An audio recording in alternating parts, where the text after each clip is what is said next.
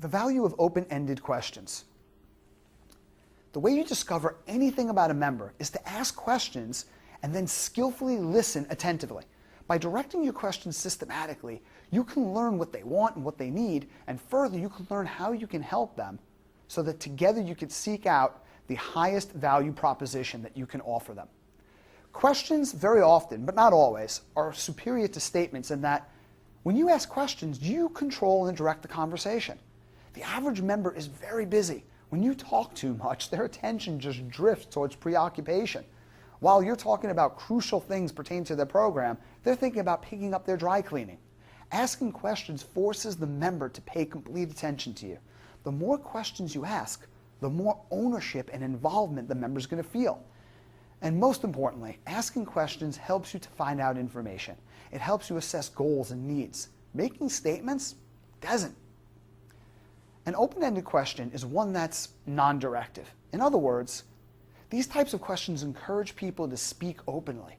The more openly they speak, the more you can obtain valuable information.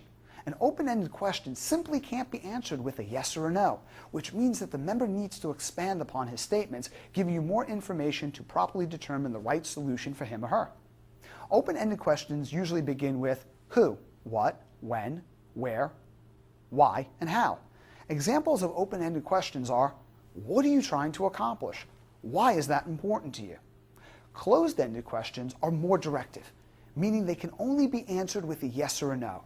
Directive questions usually begin with would, should, could, can, are, etc. Now, the purpose of closed-ended questions is to establish agreement on each component of your services and make sure that the presentation stays focused on the member's goals, not only in your opinion, but through their confirmation. An example of a closed-ended question would be, so from what I'm hearing, Mrs. Jones, it seems like there are a few fitness goals you've set for yourself, but the goal of weight loss is the one that's most important to you. Is that correct? That leaves no room for ambiguity. Interviewing skills. There seems to be an assumption that persuasion results from an individual's ability to articulate his or her ideas in a way that emotionally compels another person to action. That's a precarious delusion. The truth is, for the most part, no matter how eloquent we are, no matter how excited or motivated we are, or how persuasive we seem to think we are, people do things for their reason, not for our reasons.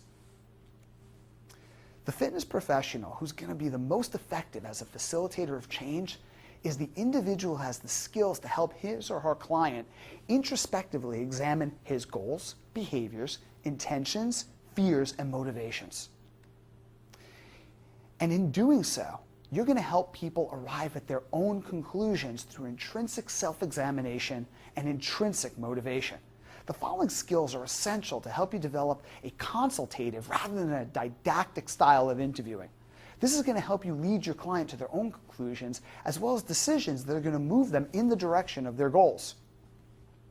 We're going to take a look at things such as verbal extraction, reflective listening, affirmation, reframing, gap analysis, inverse reflection, root cause analysis, and alignment. Let's take a look at verbal extraction. This is the ability to utilize questions to help clients arrive at their own conclusions and become strategic partners with you in the achievement of their own goals. When an individual has fears or beliefs about his ability or an exercise methodology that's different from your own, the tendency is to dismiss whatever you say, no matter how strong your rationale, in order to justify and therefore remain consistent with his beliefs. You'll find that many people hold on to beliefs that simply don't serve them, yet they defend them tenaciously nevertheless. This is an example of what we call cognitive dissonance. When someone takes ownership of the strategies and initiatives required for them to reach their goals, they're less resistant and they're more accountable for its implementation. When you tell someone what to do, they're not likely to follow through. Or if they do follow through, they give a half-hearted effort, hoping that, well, I'll do it, kind of, maybe it'll work, and maybe it won't work. If it does not work, I could justify not fully committing in the future. After all, they were only doing what you told them to do. Here's an example of telling someone. Listen, from what you just told me, it seems that you just didn't succeed last time you were on an exercise program because you didn't focus enough on your eating habits, Mrs. Jones. Well, think about this. In that case, the trainer invalidated the client, questioned her level of discipline and commitment, and judged her without understanding the circumstances or the mindset that influenced her behavior. An example of verbal extraction would be, Mrs. Jones, tell me about some of the challenges you've had in the past while you've been on an exercise program. What were the circumstances that prevented you from being as consistent in your food choices as you would have liked to be? If you could have changed one small aspect about your behavior related to your eating habits, what change would have been most significant? Why?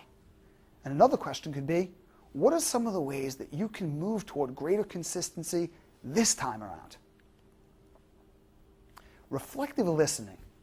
This is when you use paraphrasing to reflect a statement back to the member for his or her consideration. So example, Jane comes in and she says to you, I would love to take that group exercise class on Wednesday evening, but I'm just never on time for anything. The confrontational response would be, well, if you really wanted to take that class, you'd make it a priority, Jane. Well, this causes the member to have to defend and justify her statement, which is likely going to break rapport between you and her. With reflective listening, the trainer will just repeat back Jane's own statement to her with an inflection at the end and an emphasis on the word never and anything. Here's an example. You're just never on time for anything, Jane? Do you see how that sounds almost like a question? When Jane hears her own statement repeated back to her, she can comprehend that it might have been a little bit of an exaggeration. Obviously, some point in Jane's life, she's been on time for an appointment. As a matter of fact, she's probably been on time for things many times in her life. If not, she wouldn't really be able to hold down a job and join the gym, would she? See, reflecting her statement back to her allows her to come to the conclusion that she probably could make it if the class were a high enough priority.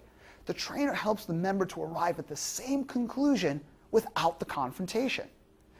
See, the relationship now is not negatively affected, and the member's commitment is likely to be even stronger because she came to her own realization. Affirmation. This is where a trainer consciously seeks out positive attributes in the member. Once the trainer identifies positive characteristics that the member seems to possess, she uses positive reinforcement to help the member recognize these attributes in herself as well. Here's an example of a typical conversation. A member comes in and says, I've been working out for so long, but I'm still not losing the weight that I want. The trainer says, well, if you're not losing weight, it's either because you're eating too much or exercising too little. Are you sure you're telling me everything related to your food intake and exercise program? See, in that example, the trainer's basically saying, Jane, I know you're a liar and don't think you're going to lie to me because I'm on to you.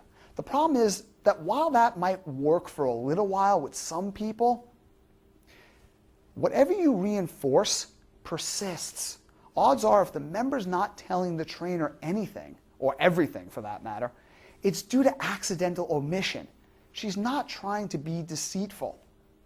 Odds are that this conversation is either going to result in an argument, which is obviously not good, or we're going to shame her into changing her behaviors for a little while, but ultimately reinforce her self-image as an undisciplined liar. We ultimately perpetuate behaviors that we're trying to change. It's like telling a child over and over again, you're a bad boy, and then we wonder why he misbehaves. Well, why shouldn't he misbehave? That's what bad little boys do. Conversely, if you reinforce the fact that he's a good boy, he now has a reputation he needs to live up to. Far more effective. Here's how an affirmation approach would work. The member comes in and says, I've been working out for so long, but I'm still not losing the weight that I want to lose. The trainer, understanding this, says, so let me get this straight. Even after not losing the weight you want, you still persistently work out? That's more commitment, quite honestly, than most people have. If we can work together to figure out why you're not seeing the results that you want to see, and together we can determine how to change that, given your obvious level of commitment and discipline that you've demonstrated so far, how do you think that would benefit you? Now you tell me, can you see the difference? take a look at reframing. This is where the trainer takes something that the member perceives as a negative or an obstacle to achieving his goals and converts it to a positive.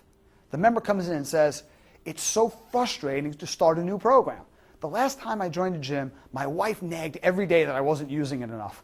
I found that really annoying. No effort was good enough, so basically, I just had so many other things on my plate, I just stopped going."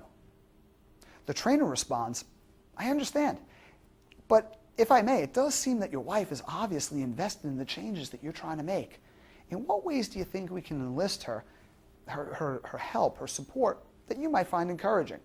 Or the trainer can simply reframe by asking, "What's good about that?" Gap analysis. Gap analysis is the utilization of questions that help someone see a discrepancy between where they are and where they really desire to be. Very often, individuals are immediately motivated to avoid pain or discomfort more than they're motivated to gain pleasure. They're motivated more by the need to avoid loss than they are for the desire to gain. This is known as loss aversion. A gap always exists between where the member is and where she desires to be in relation to her fitness goals. Gap analysis uses questions to help the member see just how big that gap is and helps us determine how we can motivate her to close it. The trainer's role in this case is to provide the member with a roadmap to help them navigate towards the achievement of their goals. Just like any map, it's really not possible to get to where you want to go until you first identify exactly where you are. For example, what consequences are likely to result if you maintain your current eating habits or your current exercise habits, Jane? Or, in what ways does your current behavior inconvenience you? Another question could be, how do you benefit from your current habits? If they're not helping you get what you want, in what ways are they helping you?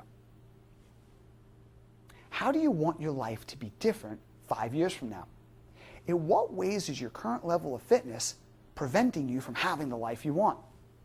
Who else is negatively affected by your behavior patterns? And how does this make you feel? Inverse reflection. This is where the trainer skillfully uses a question to help a member see their situation from a different perspective. The member comes in and says, "I'll never be able to commit to this exercise program. It's just not working." You can simply say, "Well, I understand that, but what would happen if you did?"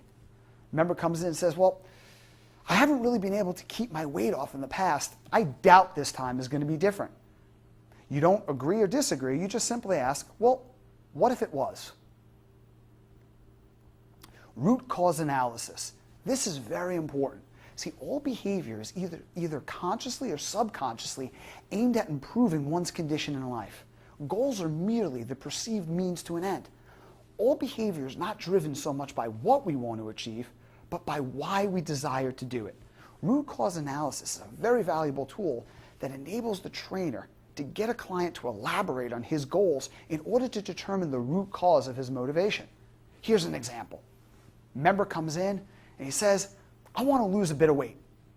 And the trainer says, "Well, Bill, why is that important to you?" The member says, "So I'll feel better." The trainer says, "Well, tell me a little bit more about that." The member says, "Well, I don't really feel good about the way I look." The trainer then responds by asking, "So by feel better, do you mean feel better about yourself? Please expand on that." And finally, why is it important to you personally to feel better about the way you look? Here's conversational alignment. Conversational alignment occurs when a trainer goes against his natural inclination to persuade the member to his way of thinking. Instead, he uses the member's beliefs as the rationale for his recommendations. Strength training is very important for you to see the results you're looking for. The more lean muscle you have, Mary, the more calories you burn, even when you're not exercising. In addition, you said that you wanted to be more active and participate in recreational sports. A good core conditioning program would make your recreational activities safer and improve your performance in them. So what I'm going to do is I'm going to create a strength training program that addresses all of those areas. Now the trainer goes through all that, feels really good about the quality of their explanation of the rationale, and Mary simply looks at the trainer and says, "Well, I don't really believe I need help with my strength training program." The trainer's stunned. He asks, well, Mary, why do you say that? And Mary says, well, my husband showed me how to train. He's in great shape and he used to be a football coach, so he really knows what he's talking about. Now, the typical response is to challenge Mary's husband and his ability to understand cutting-edge information. But that not only invalidates Mary, it invalidates her husband. How do you think that's going to work out? Probably not well. Here's an approach that you might want to consider. The trainer says, well, really? How many years did he coach football? To which Mary proudly says, well, over 5. So rather than arguing or trying to assert his or her intellectual superiority, the trainer just says, wow, it sounds like your husband really does have a lot of experience. You know, Mary, it's great that you have someone like that to help you because most people don't. Your husband must have worked out for a long time. To which Mary proudly says, oh, he's been doing this stuff for over 20 years. If you have not heard something like that, you just hang around the facility a little while longer, you will. So the trainer at this point, with a sense of curiosity, says, what type of program does your husband have you on? And she says, well, I just follow him through his routine.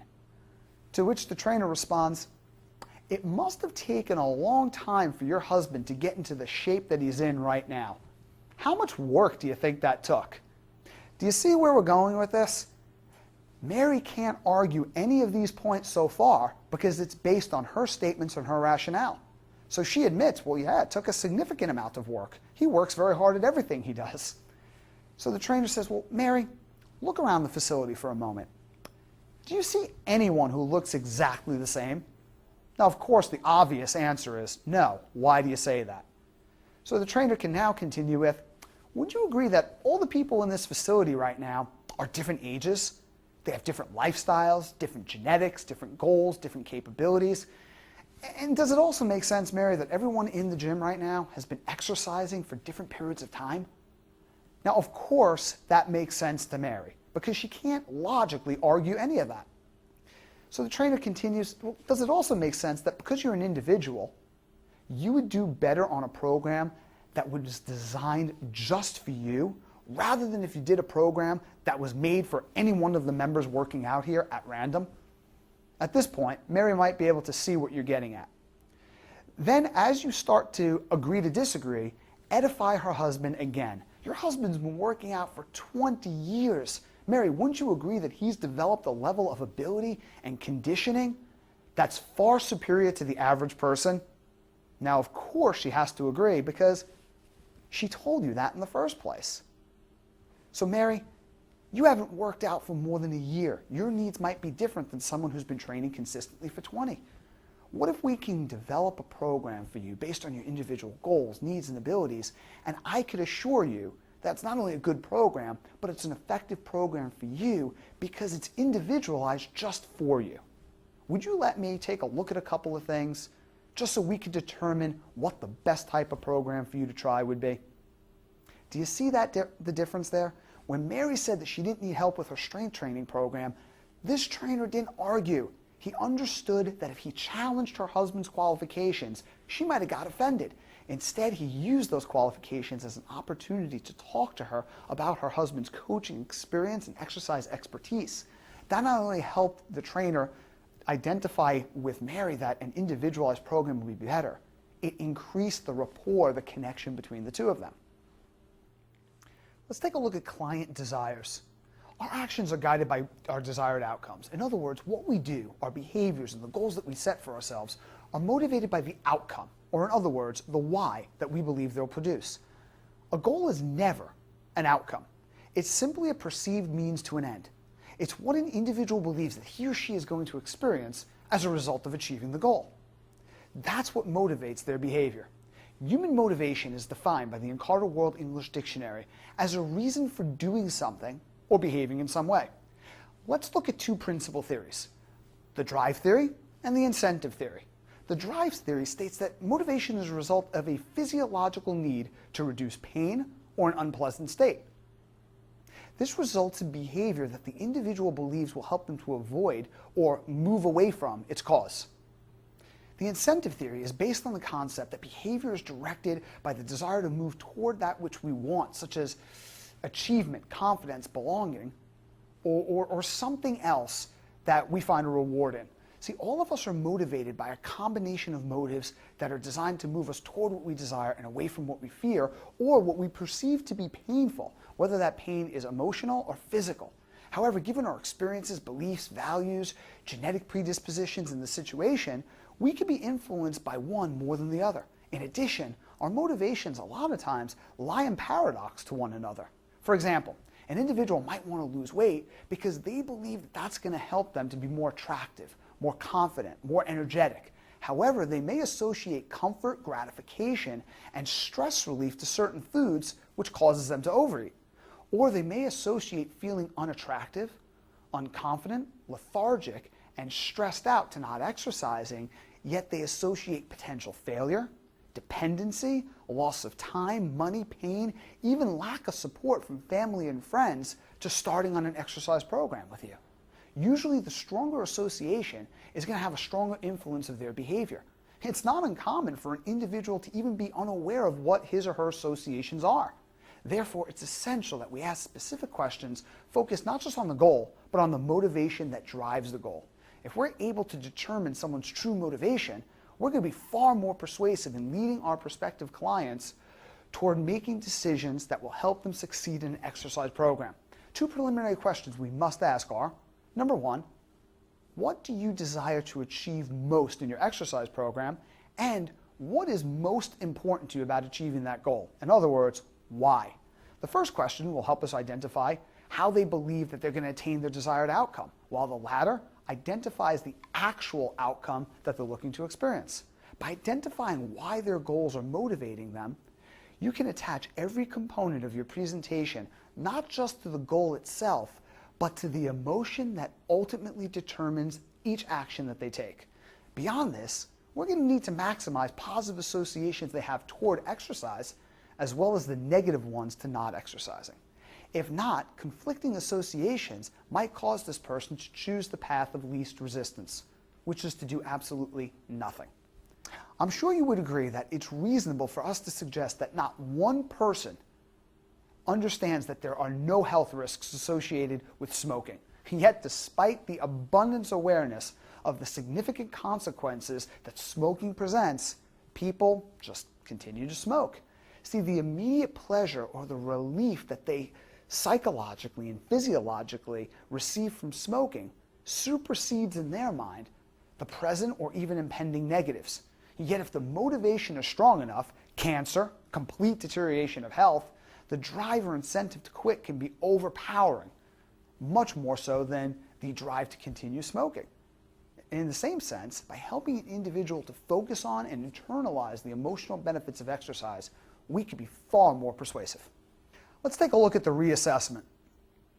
Information creates motivation. Here's what I mean. Imagine you're enjoying a game of darts with your friends, except you're all blindfolded. You have no way of knowing whether or not each throw is bringing you closer to or further from your target. You also have no way of knowing who's winning the game. Sure, you can hear the dart hitting the board, or in my case, hitting the wall, but how long do you think you'd want to play the game before you lost interest? And the answer is, of course, not very long. It's the same with our clients. Without feedback, it's likely that they won't be encouraged to keep exercising continually. It's important that we reassess our clients within a certain time frame consistently. See, the methodology that we use for our reassessment should be the same as it was for the initial assessment in order to ensure consistency. Your clients should know when to expect to be assessed ahead of time. Objective assessments are only one form of assessment. The problem with only reassessing what you as the trainer can readily observe is by the time your client receives feedback, they could be struggling with things like doubt, fear, and apprehension pertaining to their program. By conducting subjective reassessments, sometimes as frequent as every workout, we can gain feedback from our clients in real time pertaining to the experience that they're having with us. This way, the odds are greatly in our favor that they are progressively getting more and more out of the time that they spend with us each and every workout. So habitually ask, what is absolutely most important to you about this session today? During the session, check in and say, well, on a scale from 1 to 10, how do you feel at this present moment? If somebody says, well, As far as effectiveness is concerned, I think I'm about a 7. The next question to ask is, why do you say a 7? And follow it up with, what would have to happen to increase your emotional state of enjoyment, or to increase your perceived level of effectiveness, if you will, to a level 8? Identify what aspects of your training program your client likes the most. What do they like the least? And most importantly, why? Is it something about the exercise itself, or is it their perception of the exercise and the level of effectiveness and how that relates to their goals? After every few exercises, you want to quantify the experience from your client's perspective. For example, on a scale from 1 to 10, ask them how enjoyable or how effective they found that last set. If they said a 7, ask them what it would take to bring that level of enjoyment or effectiveness up to, let's say, an 8 for the exercise. And what you want to do is continually modify the session to increase their level of enjoyment. So if you got them from a 7 to an 8, once that's achieved, what would it take to bring them up to a 9, and so on? The more positive an experience your client has, the greater their adherence. See, regardless of your client's level of discipline, people tend to do things that they enjoy. That's an overstatement of the obvious. Equally important, what would it take to bring your level of enjoyment down a level? So if they say, well, I feel that my level of enjoyment is about a 7, so why do you say that? And after you get their rationale, ask them, what would it take to bring it down to a 6? Now, the reason why you ask that is you don't want to make any false assumptions. So when you ask them, how can I increase your level of enjoyment? Let's say they said, well, I want to work up more of a sweat. And then you say, well, what would it take to make it slightly less enjoyable? And they say, well, if the workout was any more strenuous. And in your head, you're saying, but they just told me that they wanted to work up a sweat. See, working up a sweat may mean greater intensity to you, but it doesn't mean greater intensity to them. So if you didn't ask that question, you may have just said, oh, okay, right, I'll increase the intensity, and followed up by asking them, how was that? And in their mind, they're saying, not very good. So they may believe that if they want results, strenuous workouts are a necessary evil, but they might not enjoy them enough to stay consistent with them. So therefore, their response is based on how they believe they should answer. Stuff like this could cost you a client. So it's very, very important to leave nothing open to interpretation. Make no assumptions. Explore every part of their session so you can come as close to possible as matching their criteria for an optimal experience.